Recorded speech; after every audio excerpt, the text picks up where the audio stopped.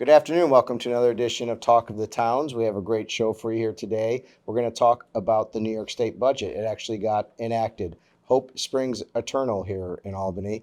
And always before we welcome our guest in, I just want to remind you, if you like what you're seeing, make sure that you like, subscribe, and share. Those are important things for us. Like, subscribe, and share. It helps us grow this show and helps get the word out for local towns, all things towns. Also, if you have an idea for us, you want to hear something on the podcast, please email info@nytowns.org. Your ideas, your comments, your thoughts help us. So feel free, info@nytowns.org. And now we have a special guest with us. I think our very first guest is back for a second time. Our original guest, Sarah Brancatella. She is our deputy director, but also our legislative director. And Sarah's been working hard, walking the halls of Albany and trying to get everything for our towns that we want. And let's not bury the lead. Let's start with the big news. CHIPS. What happened with transportation? Really excited that there was a $50 million increase in the CHIPS base. As you know, that's something that we advocate for. That's part of our legislative priorities. CHIPS, I believe the last time that it was increased was in, I want to say 2019. So we were really thrilled to have that. The other programs, Extreme Winter Recovery, New York Bridge, New York Pave New York, things like that, that all stayed flat. But why we really always want an increase in the chip space is because it is a statutory program and that is the best form of transportation funding. So we were really, really happy to see that. Yeah, I mean, $50 million over the course of the entire state, not a huge amount, but certainly anything is helpful. And I think it denotes the importance of the legislature and the governor acknowledging the need to put more investments in transportation and infrastructure. So I think that, you've been working hard on that. The association has been working very hard on that. And so it must feel good to have an offensive win. It does. I was thrilled when I saw that and had to go back and read it a few times. You're like Josh Allen now, getting all the offensive wins. Any comparison to Josh Allen for me, excellent. Thank you, Chris. And you put that on top of the win that you had last year with the $50 million in New Aim, right? And then that was temporary, but it was sustained again this year. Yeah. So really all this is starting to add up.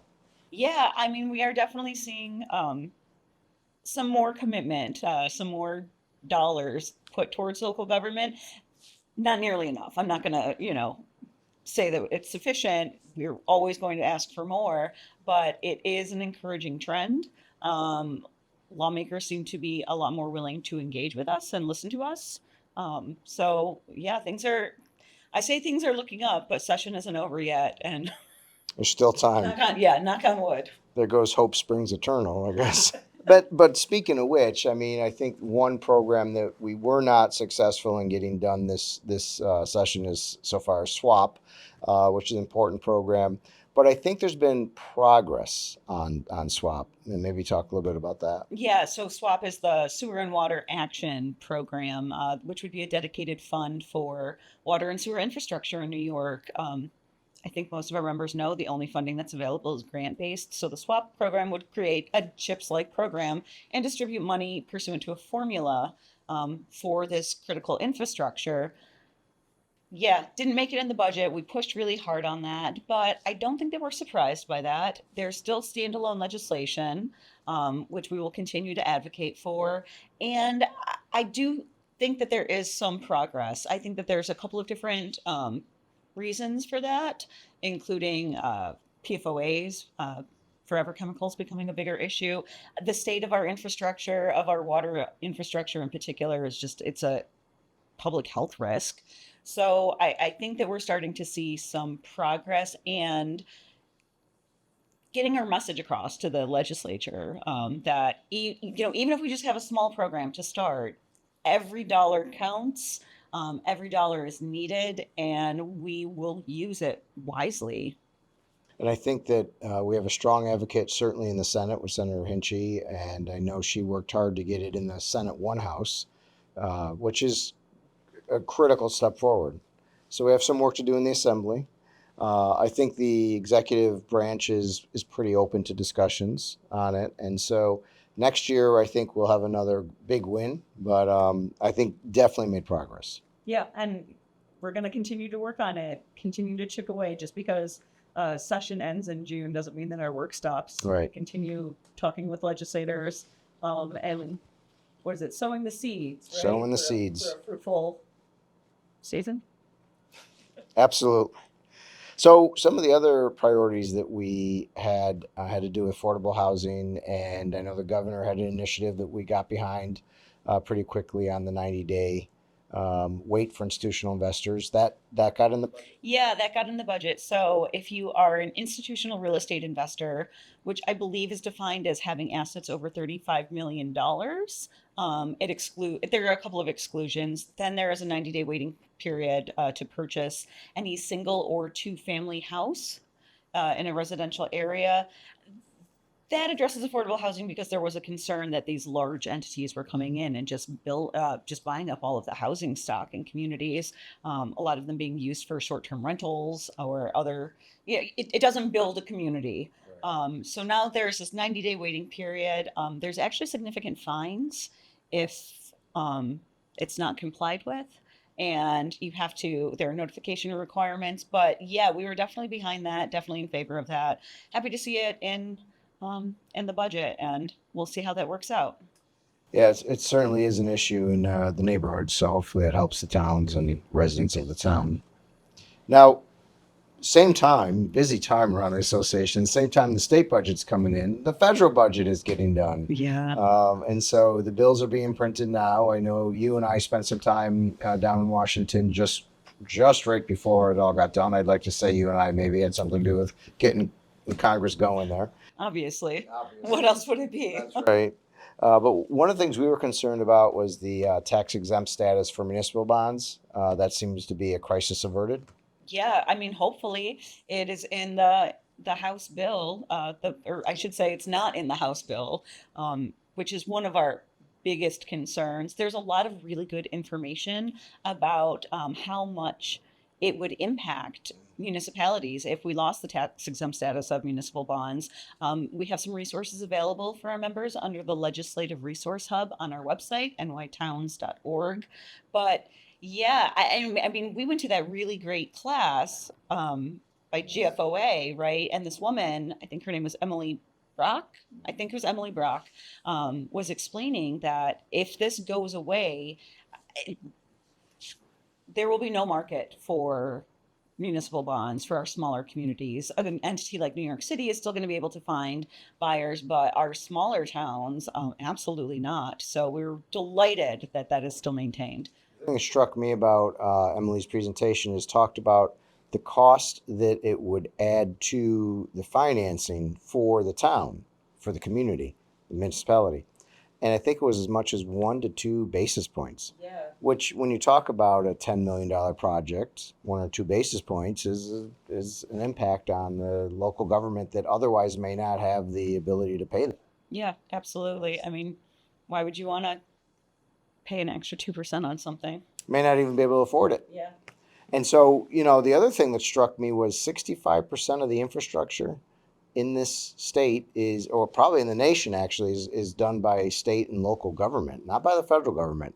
So all that infrastructure is happening because those bonds are tax exempt, or would really threaten some of those projects if it wasn't tax exempt. So it's interesting that if the federal government took that away thinking they were going to get the revenue, then how do you fill that void of all the projects not getting done that might fall to the federal government, and it may not actually end up being much of a savings? I thought that was a compelling and interesting point that she made. Yeah, that was a great class. We really learned a lot. And I would still encourage our members to reach out to their representatives on this. Just because it's in the proposed bill doesn't mean that it's signed, sealed, delivered, right? We have a sample letter on maintaining the tax exempt status of municipal bonds available on our Legislative Resource Hub. So we definitely encourage our members to reach out to your congressional reps. And the other proposal I call it the sister proposal, to eliminate the tax exempt status for 501c3 organizations, although our municipal governments are not that. There's a lot of 501c3s within those communities. I think we made a compelling argument, and in the end, that was another proposal that got averted, I believe. Yeah, so far. yeah. So that was good. I think one of our biggest wins is salt. Yes. Yeah. Very excited about that state and local tax. So there was previously a $10,000 cap on salt, and we had gone down to Washington and advocated to have that cap either removed or increased significantly. You made a great point about standardized deductions. If you want to, Yeah, I mean, so for those of you who don't know state and local taxes, it's what you're able to write off, what you're allowed under the IRS rules to write off on your tax return. And of course, the first Trump administration, 2017, I think it happened. 2017 seems like forever ago, no, right? but lowered. It was unlimited previously, and lowered that to $10,000. So unfortunately for folks in New York State, $10,000 for their local taxes, property taxes, and their mortgage interest. You didn't make sense to write it off because your standard deduction was $24,000. So you took the standard deduction. They were talking in Washington about bringing it up to 20,000, and I think we made the point to them that's not going to do a lot of New Yorkers any good. It has to go above the standard deduction in order to make sense for people. And so, not that we're taking credit for this, but certainly hearing that they moved it to 30,000 was, I think, a big win for New York taxpayers. Absolutely. I think Yeah. we can take a A little credit. little credit. Yeah. I didn't hear anyone making the argument before we got there, but that's okay. so, so that was a very fruitful trip. You also talked a lot to the congressional members about direct funding for transportation. Can you talk a little bit about that? Sure. What happens a lot with federal programs is that federal money that is earmarked for local governments will go through the state. So what ends up happening is that the state will then create a program, which is supposed to really be for local governments, or it'll focus primarily on counties, or our smaller communities won't get them. So one of the things that NATAT, the National Association of Towns and Townships, and we advocate for is direct funding to local governments. We saw that with ARPA. That's a really good example. So not just in the transportation context, although that is something that is extremely important, and the transportation reauthorization bill is going to be up and coming. That's going to be a big deal. So yeah, just money straight to local governments, not using a third party to the money doesn't trickle down to us. A lot of times it doesn't trickle down to us. So yeah, direct funding to us. It's important for our members to talk to their congressional members, their U.S. senators. The federal funding, as Sarah's laid out, needs to go to the local government directly. When it goes to the state, things happen, and it doesn't get to where it needs to go or where it's intended to go very often. One of the things that we lamented, our sister organizations across the different states, they talked about how their state just is basically a pass-through and it all goes right to the local governments as it's supposed to. That doesn't happen in New York. Yeah, and I mean, it's not to say that some of the programs that New York comes up with aren't helpful or, great, but it's really not. We should be the ones in the position who decide what we're going to spend this money on. If it's for cybersecurity, let us buy cybersecurity products. Let us do things like that instead of have the state create a program or a system. Yeah. So that's kind of the budget rundown. Anything else in the budget that you can think of that everyone might be interested in? Well, we have a really nice summary of it on our legislative resource hub. I'm keeping encourage people to go on there. So there's a pretty comprehensive summary there. There's a smattering of some interesting grant programs. There's a new, if you are a pro housing community certified town, then there is I believe $100 million in grants available for water and sewer infrastructure and other things necessary to encourage development. So that's an interesting pot of money. There's a whole series of money grants available that encourage recreation and like improving playgrounds. There's a little pot of money to improve oh my goodness, to improve playgrounds. That's pretty interesting. New York Swims is included again. So yeah, I believe the entire thing is called the Unplug and Play Initiative. So it's just interesting little pots of money that our members should be aware of, and take advantage of. So is that coming through the CFA or is that outside the CFA? I think it's through the CFA. CFA, Yeah, okay. I think So it is. that's coming up. That's Yeah. coming up. We'll have to do a podcast on the CFA process because that's something. I think we have a few good guests we can have on Yeah. for that one. Um, so that's the budget, and a lot's going on in the budget, but there's also a lot going on legislatively. Now we're turning our attentions to legislative matters. What do you see coming up next for us? EMS, definitely. EMS was not included in the budget. Um, as you know, that's something that I have been emailing with people almost daily on. So that did not make it in the budget, but it's definitely still in play. Um, I have a call later on this week with our cohort. We obviously support EMS services, and it is in a critical state. It needs reform, but we don't want it to become an unfunded mandate. That would be detrimental to so many communities. So we are looking for flexible solutions. The proposal to allow counties to create ambulance districts, cool with that. But yeah, we really want to avoid the unfunded mandate with that. So there's nothing in the budget, going back to the budget for a minute, that would help with Medicaid reimbursements that might alleviate some of this EMS crisis. Is that what I'm hearing at the end of this analysis? Yes. Yes. Yeah. All right. So, So yeah, EMS is a really big one. A few other things, faith-based affordable housing that was introduced last year that would preempt local zoning in the if on basic church-owned property or religious property to encourage affordable housing development. So yeah, we're not in favor of that, and have made a little noise about that. We'll see where that goes. yeah, we had an interview on the Rotterdam situation because that's Rotterdam put a moratorium in place pretty quickly when folks came up to try to do that. And I was asked about it, and my comments were that I don't know if it's appropriate for faith-based organizations to be in the development business, right? They administer to the spiritual needs of their congregation, not necessarily the idea of building homes and becoming landlords is something that makes sense. It isn't intended for a religious organization to be a landlord. Yeah. And so I don't see what the basis of that is. And I made that point, but we'll see where that goes. Yeah. Um, Total non sequitur. The new Pope Leo, right? I just think it is so funny. I think it's amazing that there's an American Pope, but I also think it's so funny that his friends call him Bob. Bob. Yes, because his name is Robert. Oh. And yeah, and I'm just like, I wonder what Pope Bob would think about faith-based affordable housing. That was an interesting fact that I did not hear. I don't Yeah. know, Bob. Just call me Bob. Bob the White Sox fan. That's right.